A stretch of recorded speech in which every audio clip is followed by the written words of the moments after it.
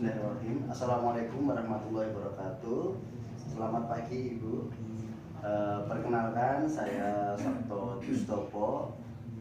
Saya mahasiswa PPG Daljab. Saya mahasiswa dari Universitas Negeri Semarang. Di sini saya akan melakukan wawancara tentang tugas sebagai guru yang mewawancarai kepala sekolah dalam hal untuk melengkapi tugas LK2 tentang 1.2, di mana di situ mengenai masalah yang terjadi dalam sekolah dan juga nanti penyebab masalah yang terjadi dalam sekolah proses pembelajaran.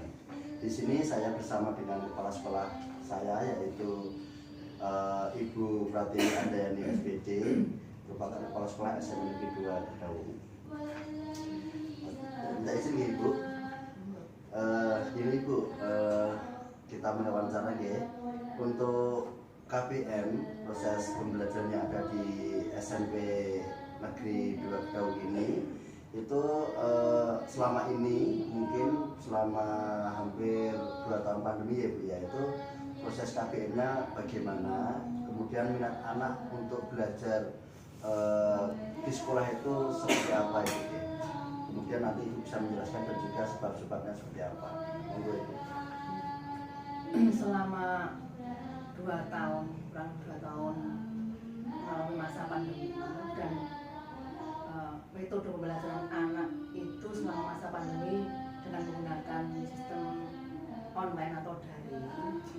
Ini meskipun masih sudah berjalan baik sistem daringnya itu, namun ini tidak begitu efektif bagi anak untuk begitu memahami pembelajaran secara penuh, karena dengan sistem daring mereka terbatas hubungan interaksinya dengan secara langsung dengan Bapak Ibu guru, sehingga dalam pemahaman materi ini masih kurang.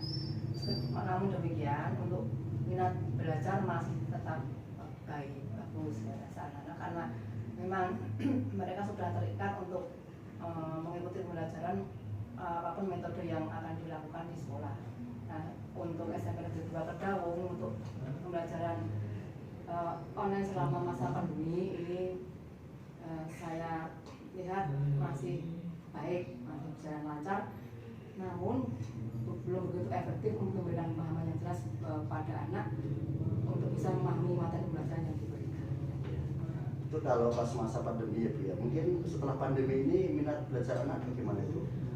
Nah, alhamdulillah untuk masa pandemi ini sudah mulai beralih ke masa normal ya Pak ya. Jadi untuk pembelajaran untuk tahun pelajaran 2022-2023 ini sudah bisa berjalan normal 100%, meskipun kita tetap menerapkan protokol kesehatan, yaitu tetap mengukur suhu, kemudian menjaga jarak, pakai masker. Alhamdulillah untuk minat belajar anak ini sedikit banyak sudah mulai terdongkrak naik, karena mereka sudah bisa belajar secara normal, karena selama 2 tahun tidak bisa secara penuh mengikuti pembelajaran tatap muka. Dan untuk saya lihat untuk minatnya ini lebih baik dibandingkan dengan pas masa pandemi. Karena apa? Karena mereka bisa lebih memahami pembelajaran yang diberikan oleh Bapak Ibu guru dengan pembelajaran tatap muka, karena memang tidak ada sistem atau tidak ada alat apapun yang bisa menggantikan guru di kelas untuk memberikan pembelajaran, memberikan pemahaman, memberikan ilmu yang lebih baik bisa dipahami anak dibandingkan dengan langsung diberikan oleh Bapak Ibu. Jadi mungkin anak-anak itu semangatnya belajar lebih tinggi itu karena mereka pertama mungkin ingin bertemu dengan teman-teman secara langsung ya. Kemudian juga ingin bertemu dengan Bapak Ibu guru secara langsung, karena tadi Ibu bilang bahwa meskipun teknologinya itu sudah canggih, tapi guru pun tidak tergantikan Ibu dalam penanganan anak. Oke, terima kasih Bu. Kemudian gini Bu, dalam proses pembelajaran KPM di SMP ini, di sekolah kita ini, rata-rata untuk kurikulum, kemudian Bapak Ibu guru yang lain itu untuk pembentukan karakter anak itu ditekankan tidak Ibu untuk di sekolah kita itu? Untuk di SMP Negeri Kedua Dawung yang notabene ini misinya ini kita memang sudah memasukkan pendidikan karakter berprestasi, berkarakter, berbudaya, peduli lingkungan gitu. Itu untuk pendidikan karakter itu sudah kita tanamkan pembiasaan mulai dini Pak Nji. Utamanya ini seperti hari ini ada pembiasaan Jumat rohani, ini itu salah satu cara untuk penanaman pendidikan karakter pada anak. Dan juga pada saat ketika mau mulai pembelajaran itu pasti diadakan doa bersama sebelum belajar dimulai selama 10 menit. Itu salah satunya juga untuk menanamkan pendidikan karakter kepada anak. Juga untuk pembiasaan itu tidak hanya rohani saja, tapi juga pembiasaan sehat, juga bersih, dan juga rohani. Itu juga salah satu cara yang lain untuk menanamkan pendidikan karakter. Sudah untuk ekstra pramuka, kemudian PNL, secara rutin mengadakan upacara rutin setiap kali Senin, itu juga salah satu penanaman pendidikan karakter yang kita lakukan secara umum di sekolah. Namun yang secara khusus kita tetap melaksanakan setiap hari dengan mengadakan doa bersama sebelum belajar. Berarti secara langsung dengan adanya kegiatan setiap Jumat itu Jumat bersih, Jumat rohani, kemudian ada lagi ekstrakurikuler itu secara langsung membentukkan karakter terbentuk ya Bu ya di sekolah kita. Kemudian gini Bu, untuk kita kan punya perpustakaan ya.